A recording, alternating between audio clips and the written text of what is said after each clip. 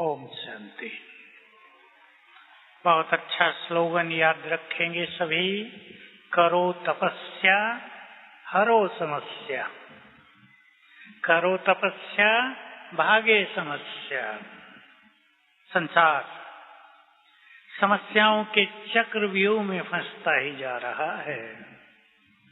हम देखते हैं पिछले 10 सालों में युग बदल गया। 5 सालों में भारी परिवर्तन मनुष्यों के जीवन में आ गया। एक साल में बहुत कुछ परिवर्तन होता रहता है, होता रहेगा। बाबा ने हम सबको बहुत गुह्य ज्ञान दिया है और पहले से ही सब कुछ बता दिया था। अचानक होगा, अचानक होगा, इसके बहुत अर्थ हैं। अचानक विनाश होगा केवल ये नहीं, बहुत मीनिंग है इसके। बहुत सारी घटनाएं अचानक होंगी जो हमें संभलने का भी मौका नहीं देंगी। हमारी क्या स्थिति है, हमने क्या पाया है। परीक्षाएं तो बहुत होती हैं और होंगी। परीक्षाओं का महत्व नहीं होता, महत्व होता है परीक्षा में कितने नंबर लिए। कई बार बहुत होशियार बच्चे भी परीक्षा के समय नर्वस हो जाते हैं, गड़बड़ हो जाती है। कई बार एवरेज बच्चे, मीडियम बच्चे बहुत सफल हो जाते हैं।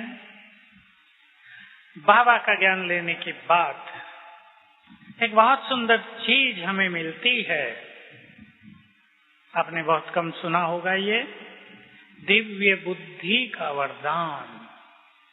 बुद्धि चमत्कारिक होने लगती है, लेकिन होगी उनकी जो बहुत अच्छी एकाग्रता में रहेंगे। अपने मन को भटकाना या स्थिर करना, ये सब अपने हाथ में है। बोलो, हाथ में है या नहीं? क्योंकि जो लोग शिकायत करने आते हैं, मन बहुत भटकता है, मैं उनसे पूछा करता हूँ कई बार, भटकता है या भटकाते हो? सोच लो सभी। बहुत व्यर्थ सुनते हो, व्यर्थ में रहते हो, व्यर्थ देखते हो फोन पे, तो मन तो भटकेगा ही। इसलिए बहुत अच्छा वरदान जो बाबा हमें देते हैं श्रेष्ठ बुद्धि का, उसको लेना है। हमारी तपस्या से हमें क्या क्या फायदा होगा। हमारे चित्रों में भी योगी से क्या क्या लाभ होते हैं। जो हंस का चित्र है, पंखों पे लिखे रहते हैं बहुत सारे फायदे। उसके अलावा अब जो परिस्थितियां संसार में बनती जा रही हैं, भय बढ़ता जा रहा है। बोलो, टीचर बहनों को पता है बढ़ रहा है भय दुनिया में। विनाश का भय नहीं, अंदर से उत्पन्न हुआ भय, और उसके कारण लोग नहीं जानते, डॉक्टर भी नहीं जानते। उसके कारण ज्ञानी आत्माएं समझ सकती हैं क्या कारण है उसका। मनुष्य को इस समय उनके पाप डरा रहे हैं, पूर्व जन्मों के, उनके विषय विकार डरा रहे हैं। भय पैदा हो रहा है पूर्व जन्मों में। मृत्यु किसी ऐसे तरीके से हो गई कि मृत्यु के दौरान बहुत डर पैदा हो गया। वो डर अंतर मन में भरा रहता है, वो डरा रहा है। कहीं ये न हो जाए, ये संकट, कहीं ऐसा न हो जाए, ये बात डरा रही है। जितनी अच्छी हम तपस्या करेंगे, अपने स्वमान को बढ़ाएंगे, चिंतन को महान बनाएंगे, भय खत्म होता जाएगा। आजकल डराने वाली वर्तमान चीजें भी बहुत हैं। तामसिक आत्माओं का प्रभाव बढ़ता जा रहा है, भटकती आत्माओं का प्रभाव बढ़ता जा रहा है। तो मैं पहले आपको तपस्या की 2 सुंदर बातें कह रहा हूं और मैं जो कहूंगा आपको वो सबको करना है। ये नहीं कि सुन लिया बहुत अच्छा, वाह क्या अच्छी क्लास कराई, इससे हमें खुशी नहीं होती। जो चीज मैं आपको कह रहा हूं वो है अपने चारों ओर आभा मंडल बनाना, प्रवाह मंडल, इंग्लिश में ओरा कहते हैं। और वो काम सभी करेंगे, एक बार सवेरे एक बार शाम को रात को, केवल 2 बार अपने चारों ओर आभा मंडल बनाएंगे। आभा मंडल समझते हैं सभी?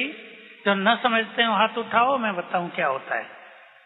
उठाओ हाथ, डरने की बात नहीं, आपको कोई नहीं देखता है। आभा मंडल, आपने देवताओं के चित्रों के चारों ओर घेरा देखा होगा लाइट का, इसे आभा मंडल कहते हैं। यह आभा मंडल कितना प्रभावी होता है, छोटा सा उदाहरण, रामायण तो सबने देखी है सीरियल पे। मेघनाथ का जब युद्ध हो रहा था, सब मर गए थे, रावण और मेघनाथ बचा था, तो रावण ने मेघनाथ को पर्वत पर भेजा कि दिग्विजय यज्ञ करो। वो यज्ञ कर रहा था, अगर उसका यज्ञ सफल हो जाता है तो रावण को कोई नहीं हरा सकेगा। इधर राम को उसकी सेना के गुप्तचरों ने बता दिया, विभीषण ने बता दिया।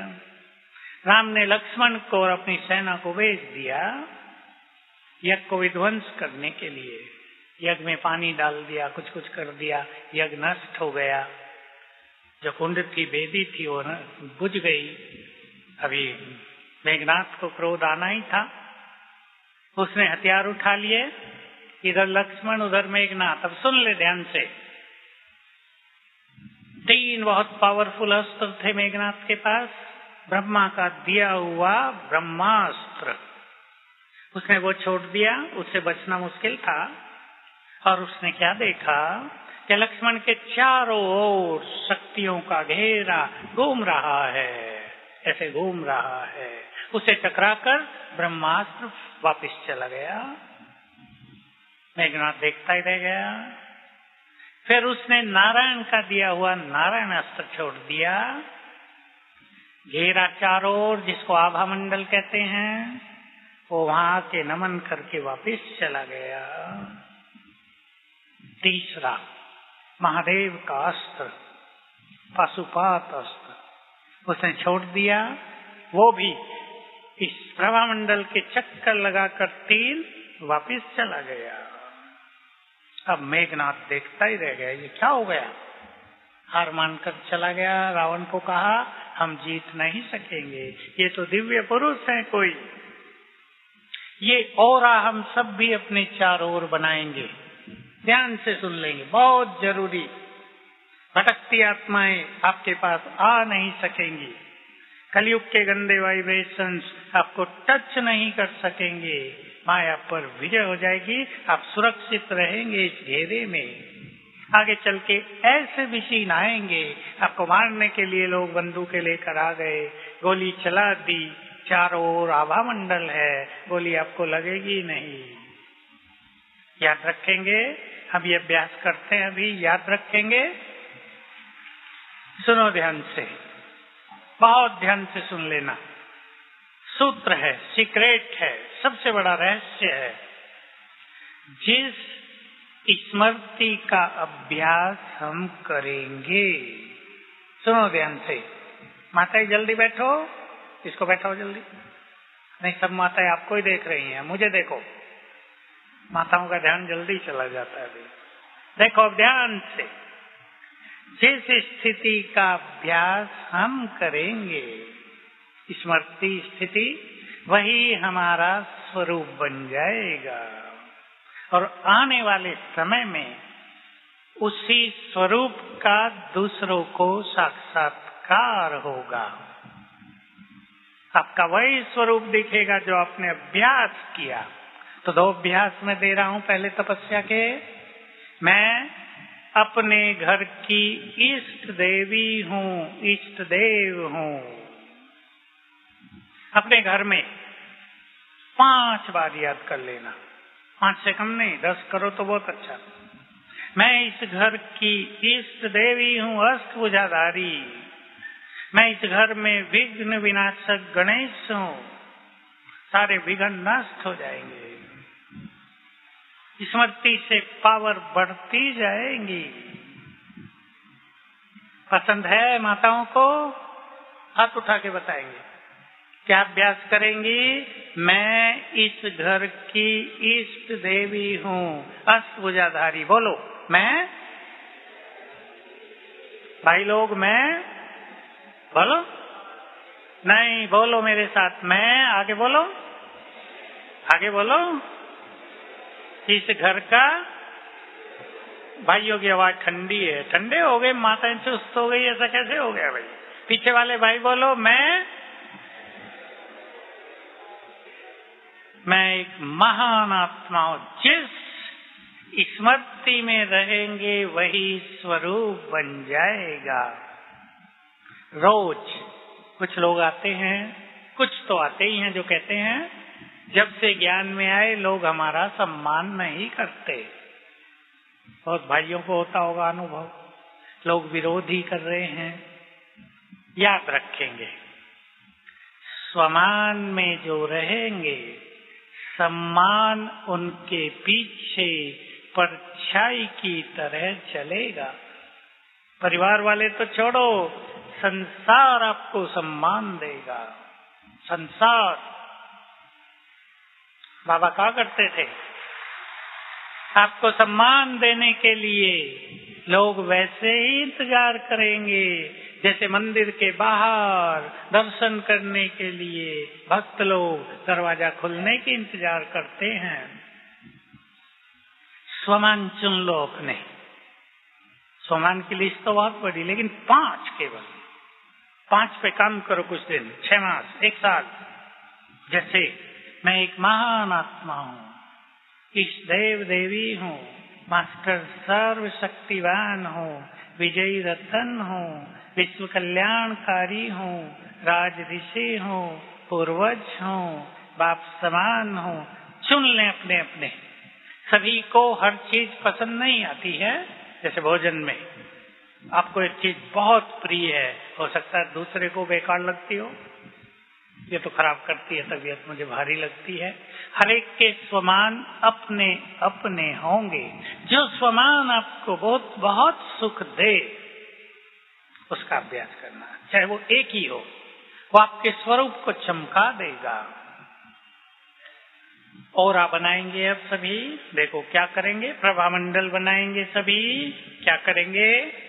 मैं मास्टर सर्व शक्तिवान हूँ। 3 बार करके देखेंगे मेरे अंग अंग से शक्तियों की किरणें फैल रही हैं,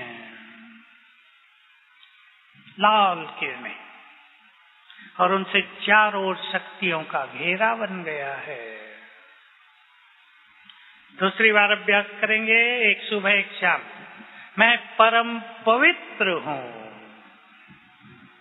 पवित्रता की गोल्डन किरणें मेरे अंग अंग से फैल रही हैं और सुनहरी किरणों का घेरा बन गया। चलें रेड लाइट करेंगे, भाई लाइट वाले हैं।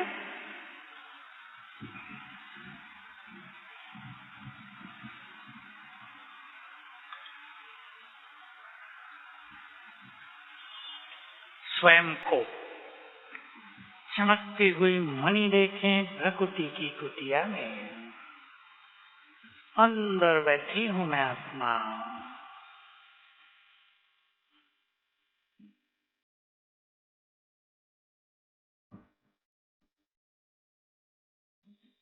मैं बहुत शक्तिशाली हूँ। मास्टर सर्व शक्तिवान हूँ। शिव की शक्ति हूँ।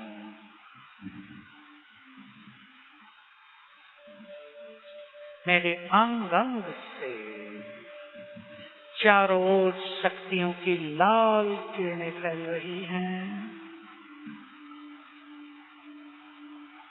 फैलते हुए देखें किरणें, ये कल्पना नहीं है, वो फैल ही रही हैं।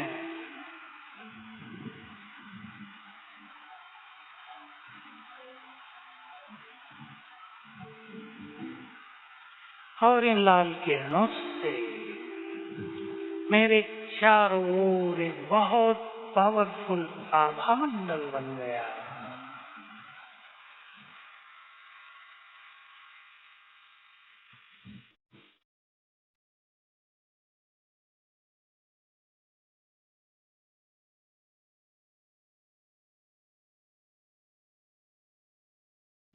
बैठा इस आभा मंडल के बीच में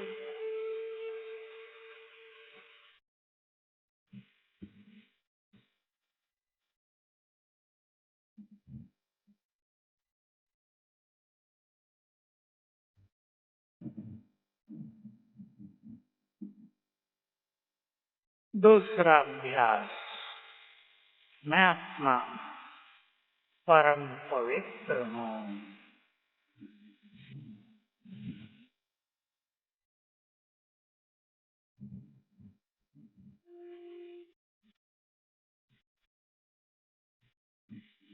मेरे अंग अंग से पवित्रता की गोल्डन किरणें, सुनहरी किरणें चारों ओर फैल रही हैं।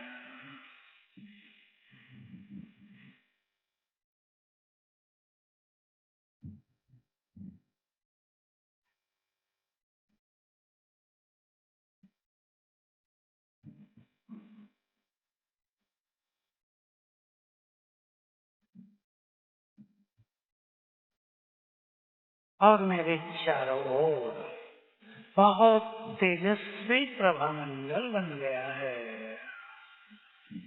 मैं इस प्रभामंडल के बीच में हूँ।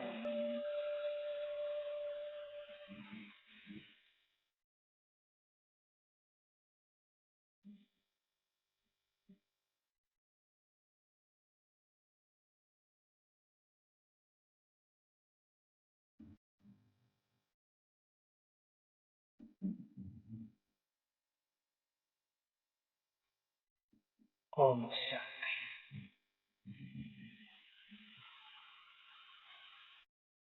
ये दोनों अभ्यास किसी भी टाइम 4 बजे, 5, 6, 7 शाम को भी किसी भी टाइम सबको करने ही हैं। जो सेंटर की बहनें बैठी हैं वो ये आभा मंडल अपने सेंटर के चारों ओर भी बना सकती हैं। और आप सभी घरों में रहने वाले अपने घरों के चारों ओर सेफ हो जाएंगे घर। क्योंकि आज तक के बहुत अनुभवों से देखा गया, जिस घर के ऊपर बाबा का झंडा लहरा रहा है, भटकती आत्माएं आती नहीं, डरती हैं। इसलिए दिलों पे तो झंडा लहराना ही है, लेकिन घर पे भी लहरा देंगे। तपस्या करनी है माताएं जो चाहते हैं तपस्या करें। हाथ उठाओ जरा भाई लोग भी। अच्छा, कुछ करना पड़ेगा, ऐसे नहीं हाथ उठाने से तपस्वी बन जाएंगे।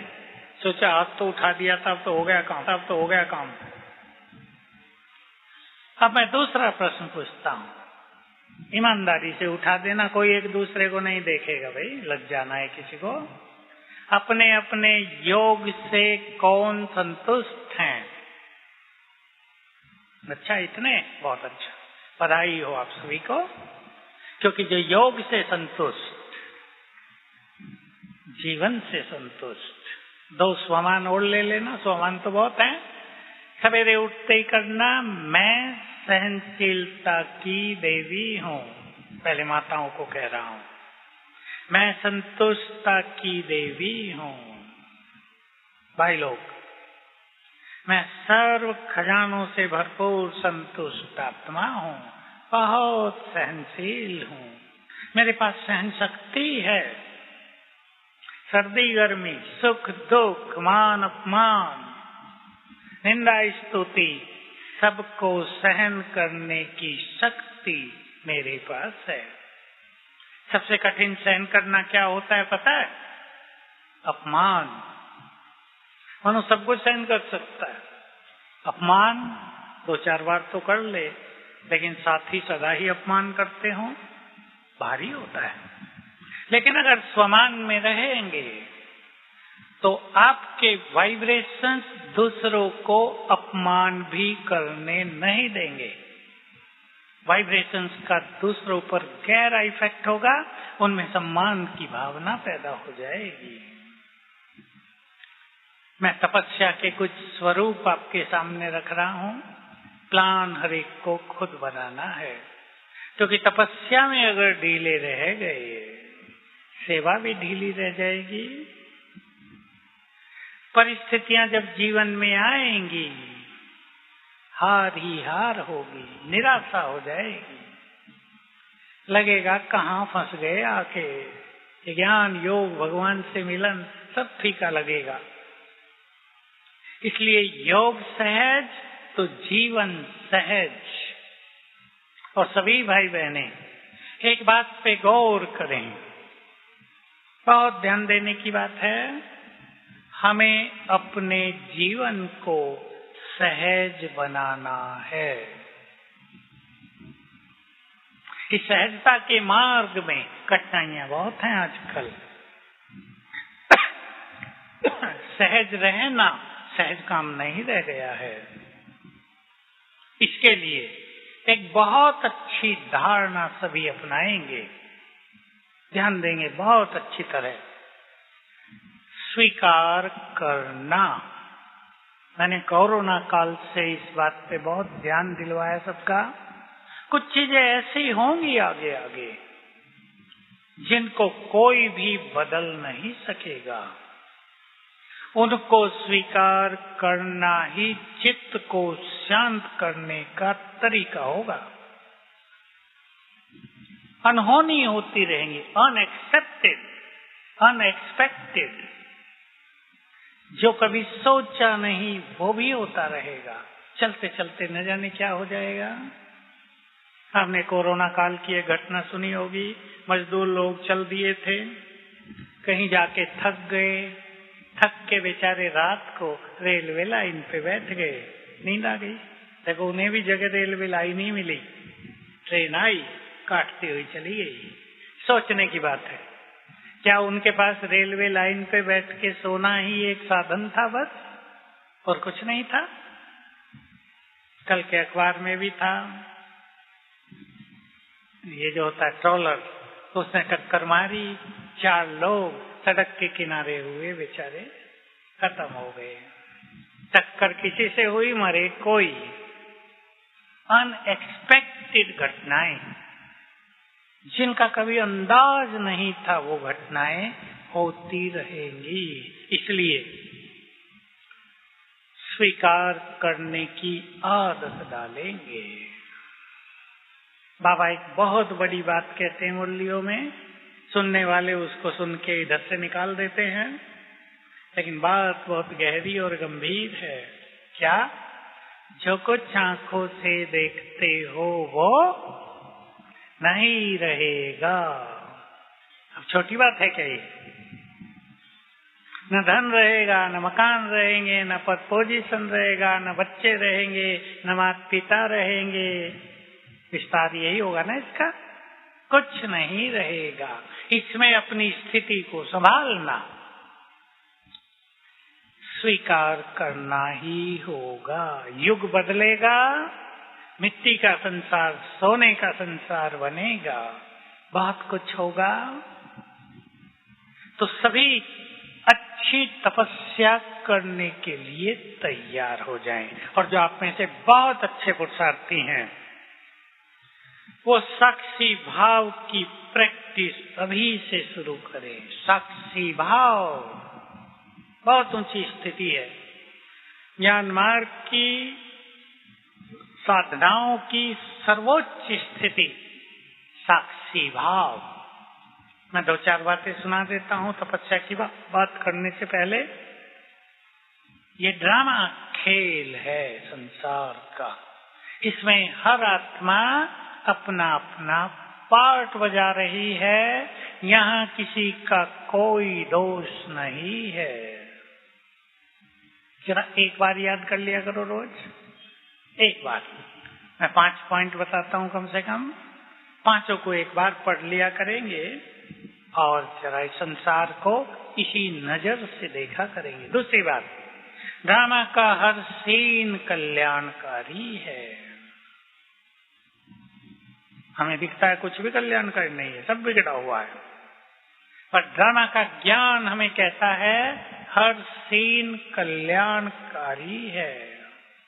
तीसरी चीज, जो कुछ हो रहा है, ये सबसे गहरी बात है, वही सत्य है, वही होना चाहिए।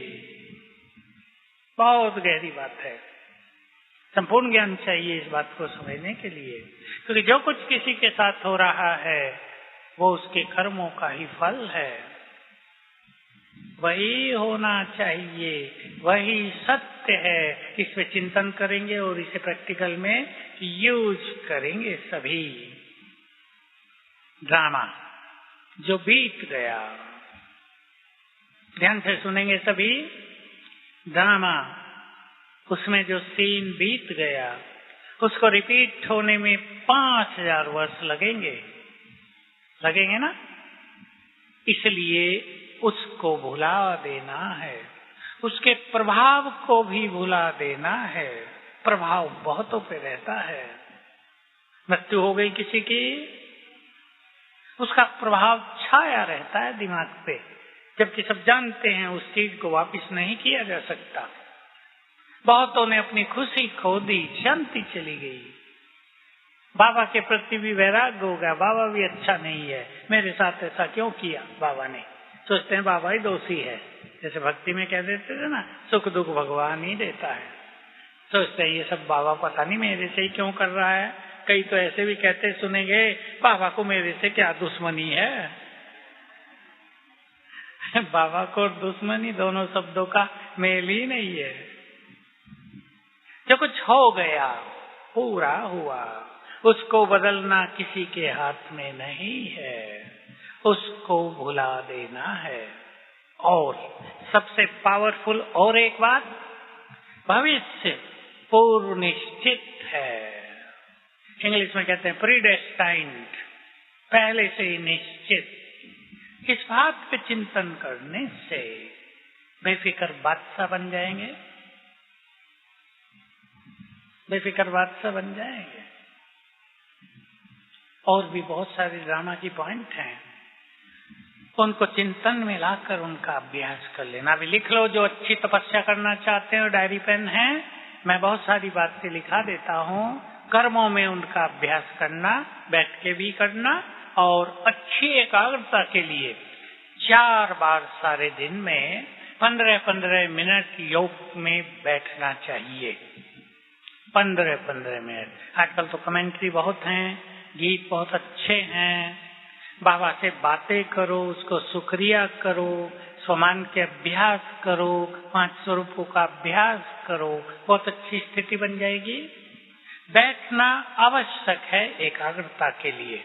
बैठने से योग में रस प्राप्त होता है, योग करने को मन करता है। आप कहेंगे 4 बार बैठ सकते हैं क्या? 2 बार का प्लान बना लो, सवेरे सवेरे का। भाई लोग जॉब पर भी जाते हैं अपने धंधों में, तब तक 2 बार बैठ जाओ, कम से कम 10 मिनट। आज की मुरली आपने सुनी होगी, सुनी सभी ने? बाबा कह रहे थे, बाबा से रू रिहान करो। हमने कभी सोचा भी नहीं था कि आप इस तरह टीचर बनकर आ जाओगे हमारे सामने।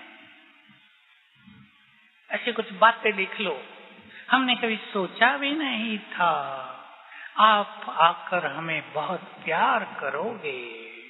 हमने कभी स्वप्नों में भी कल्पना नहीं की थी कि आप हमारे लिए स्वर्ग की सौगात ले आओगे। हम आपकी पालना में पलेंगे। जानते हैं ना सब इन चीजों को? आपको बहुत बहुत शुक्रिया, आपने हमारे सोए हुए भाग्य को जगा दिया। आपने हमें सत्य ज्ञान देकर दिव्य विवेक प्रदान किया। आप हमारी जीवन नैया के खिवैया बन गए। आपको कोटि कोटि बार शुक्रिया। अगर आप अपने योग को इससे प्रारंभ करो तो मन बाबा के प्यार में मगन हो जाएगा, बुद्धि का भटकना बंद हो जाएगा। तो कई तरह की हमारी साधनाएं हैं, तपस्या है। एक तपस्या है हमारी आत्माभिमानी होने की। मैं कई लिखा देता हूं, सबको सब करनी है।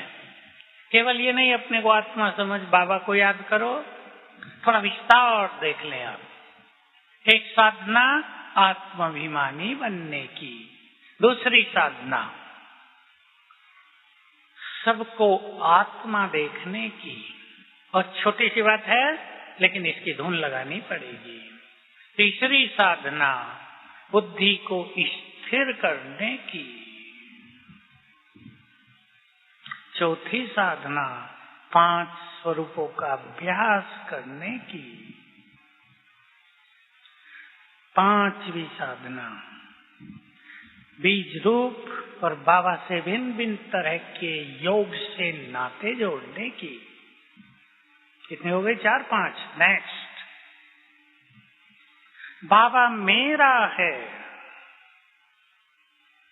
देखो शब्द बहुत सिंपल है, मेरा बाबा, लेकिन बाबा मेरा है इसकी गहरी फीलिंग भगवान कहने से दूरी बन गई बहुत। अब वो मेरा है। स्वमान की हमारी बहुत बड़ी साधना है। स्मृति स्वरूप होना बहुत बड़ी साधना है। और लास्ट साधना कहेंगे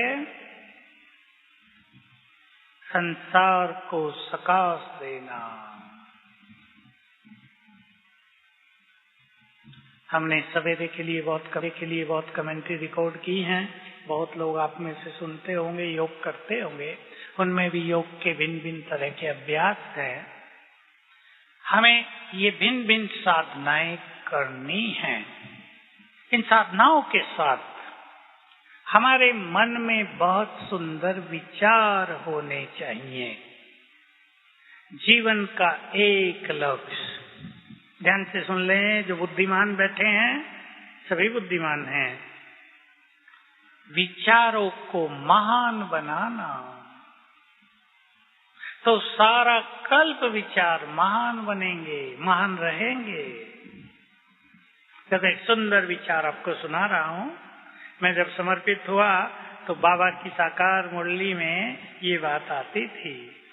कुछ दिन तक मैंने उसको रोज कई बार याद किया। वो बात थी, बच्चे तुम देवताओं के साथ 2500 वर्ष रहे, तुमने मनुष्यों के साथ रहकर भी 2500 वर्ष तक देख लिया। अब भगवान के साथ रहकर देखो। एकदम नशा चढ़ जाता था। योग माना भगवान के साथ रहना। उस जैसा सुख वो अतीन्द्रिय सुख है, चारों युगों में कभी नहीं होता है। तो ऐसे ऐसे जो सुंदर महावाक्य हैं जो मैंने पहले सुनाए सुक्रिया के, ये महावाक्य, ऐसे महावाक्य अपने पास नोट भी रखने चाहिए और उनको बीच बीच में स्मृतियों में भी लाना चाहिए। बहुत जरूरी हैं ये चीजें। कई बार आपने मुरलियों में देखा होगा, शुरू जब मुरली करते हैं बाबा तो कई बार कहते हैं, बच्चे तुम्हें अपार खुशी होनी चाहिए, भगवान के सम्मुख बैठे हो। अब 2 चीज करनी होती है हमें। लिखना तो है उस महावाक्य को ताकि फिर काम आए, लेकिन उसी टाइम बस मैं बाबा के सामने हूं, ऐसा अभ्यास करके परम सुख जीवन में समाए। रोज रोज ये परम सुख हमारे मन बुद्धि में, हमारे जीवन में समाता जाएगा। ये सुख भी है, ये खुशी भी है और ये ईश्वरीय नशा भी है। इन तीनों चीजों की आने वाले समय में बहुत जरूरत रहेगी।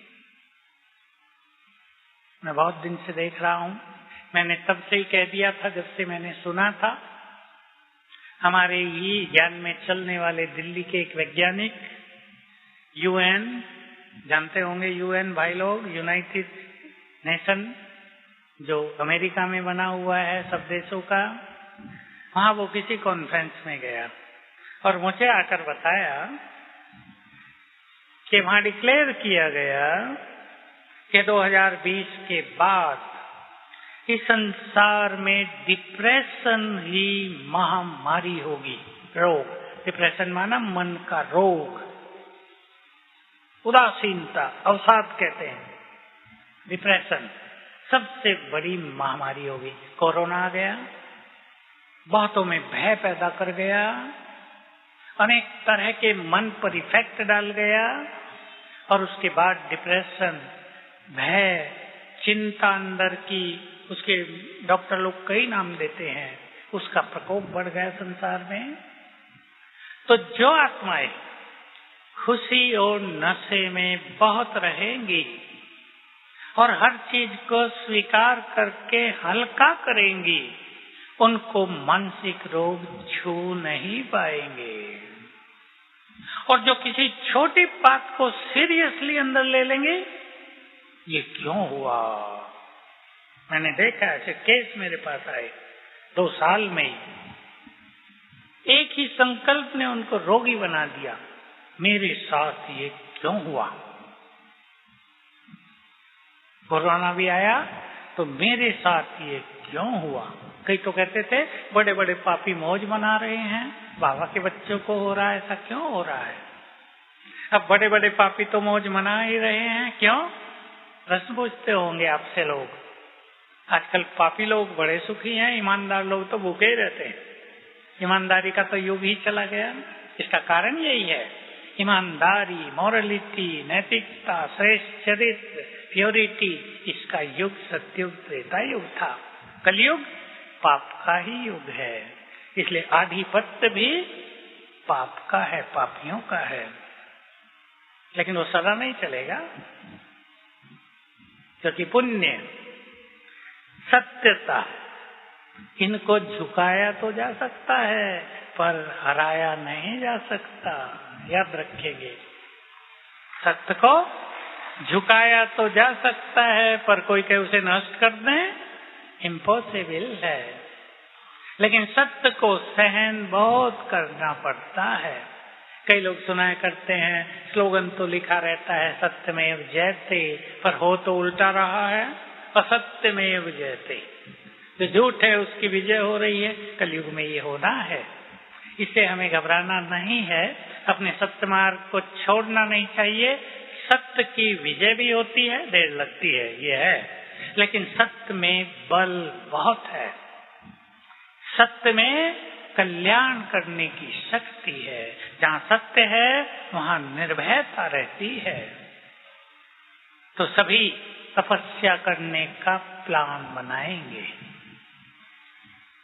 जिसको सवेरे के योग में नींद आती है, मैं हाथ नहीं उठवाऊंगा, पर ऐसे कई महारथी हैं जो सवेरे सो जाते हैं योग में, कमेंट्री भी सुनते सुनते सो जाते हैं। कईयों को सोने का ज्यादा ही होता है। हम जब छोटे थे दिल्ली में एक सेंटर में थे, तो वहाँ की जो दादी थी जिसको नींद आती थी खड़ा कर देती थी, तो वो दीवार के साथ खड़ी हो जाती थी माताएं, और थोड़ी देर में खड़ी खड़ी भी सो जाती थी। बड़ी हंसी की बात होती थी, तो इनको क्या करो, ये तो खड़े खड़े भी सो गए हैं। जिनको नींद आती है वो सवेरे उठते ही अपने मन को सुंदर संकल्पों से एक्टिव करें। इसको हम कहते हैं चार्ज करें। मैंने बहुत बार सुनाए हैं, फिर सुन लो सभी। पहला काम यही करना है, बाबा को गुड मॉर्निंग करके अपने मन को सुंदर सत्य विचारों से जगाएंगे। उठते ही बाबा को गुड मॉर्निंग करें, और अगर खुशी में आ जाएं, वहाँ मेरा भाग्य, आंख खुलते ही भगवान से मिलन हो रहा है। लेकिन ऐसा नहीं है सोचते सोचते फिर सो जाए, लेकिन थोड़ा बेड से नीचे आएंगे, बेड पर रहेंगे तो नींद आ जाएगी। अगर घूमने की थोड़ी भी जगह है, वो 15 फुट भी, वहां घूम लें। वहां मेरा भाग्य, आंख खुली और प्रभु मिलन। मेरे जैसा भाग्यवान कोई नहीं। एक ही संकल्प आपको चेतन कर देगा सवेरे। और मैं तो कहूंगा गुजरात की माताएं बहुत है ना, रास बहुत होती है आपके यहाँ। अगर सवेरे उठ के 5 मिनट डांस कर लो खुशी में, डांडिया रास न करना, नहीं तो घर वाले जग जाएंगे कि सवेरे सवेरे क्या करने लगी। मन को रास करा दो, शरीर को भी करा दो, सुस्ती खत्म। मेरे जैसा भाग्यवान कोई नहीं, मैं बहुत सुखी हूँ। भूल से भी न सोच लेना मैं बहुत दुखी हूँ, जो सोचेंगे वही बढ़ जाएगा। मैं बहुत धनवान हूँ। मैं कई संकल्प बता रहा हूँ, चुन लेना अपने अपने। मेरा जीवन निर्विघ्न है, विघ्नों से मुक्त है। मेरे साथ सब कुछ बहुत अच्छा होगा। मैं बहुत शक्तिशाली हूँ, मैं बहुत निर्भय हूँ, मैं निरोग हूँ, बहुत धनवान हूँ, बहुत सुखी हूँ, बहुत भाग्यवान हूँ। 10-20 चीजें लिख लो, आप खुद लिख लेना, बहुत है आपके पास मसाला। 5 चीजें रोज जरूर याद करना, कोई भी चेतनता आ जाएगी एकदम। फिर बाबा को शुक्रिया, योग अभ्यास, 5 स्वरूपों का अभ्यास। ब्रह्मा बाबा के जीवन में, उनके पुरुषार्थ में योग के साथ सबसे बड़ी साधना थी भविष्य का नशा। बहुत ज्यादा था। ये नहीं सोचना बाबा को तो पता था मैं नारायण बनूंगा। हमें पता है हम बहुत महान पद प्राप्त करेंगे, अथाह धन संपदा होगी। किसी को भी परिवार चलाने के लिए कमाई धमाई, ये टेंशन भाग दौड़ ये सब नहीं करनी पड़ेगी। भविष्य हमारा बहुत सुनहरा है। उस खुशी में, उस नशे में आ जाएंगे। कभी अभ्यास करेंगे, सर्वशक्तिवान मेरे सिर के ऊपर छत्र छाया है। तो कभी अभ्यास करेंगे, मैं आत्मा इस तन में परम धाम से अवतरित हुई हूँ। कर्मों में कर सकते हैं ये, तो कभी अभ्यास करेंगे, मैं इस संसार में चलता फिरता लाइट हाउस हूँ। कभी मैं पवित्रता का फरिश्ता हूँ। और कभी बहुत अच्छा नशा, स्वयं सर्वशक्तिवान मेरे साथ है। कभी बाबा से शक्तियों की किरणें मिल रही हैं, तो कभी पवित्रता की किरणें मिल रही हैं, तो कभी ग्लोब पर बैठकर संसार को सकाश दे रहे हैं। ये भिन्न भिन्न अभ्यास कर्मों में लाएंगे। योग उनको ही सफल होता है जो कर्म योगी बनते हैं। बैठ के मैंने कहा 4 बार, कम नहीं। बिजी लाइफ तो होती है, लेकिन बिजी लाइफ में अगर 4 बार 10-10 मिनट निकालेंगे तो आपको अनुभव होगा, आपके काम सहज हो गए। जिस काम में उलझने थी वो खत्म हो गई। और कोई भी ऐसा काम करने जब घर से चलो, 2-3 मिनट योग में बैठकर बाबा का आह्वान करके, सफलता मेरा जन्म सिद्ध अधिकार है ये याद करके, बाबा मेरे साथ है कह दो, मेरे साथ चलो, काम फटाफट सिद्ध होंगे। ये अनुभव सबको करना है। तो सभी बहुत अच्छी तपस्या करेंगे और अपने जीवन को निखारेंगे, तेजस्वी बनाएंगे, ताकि आने वाले समय में हम संसार के काम आ जाएं। कल के अंत में हम संसार के काम आ जाएं। पसंद है भाइयों को? अपने काम आए, परिवार के काम आए, कोई समाज के भी काम आए, अब संसार के काम आ जाएं। उसको बहुत कुछ देकर बाबा का नाम रोशन करें। ओम शांति।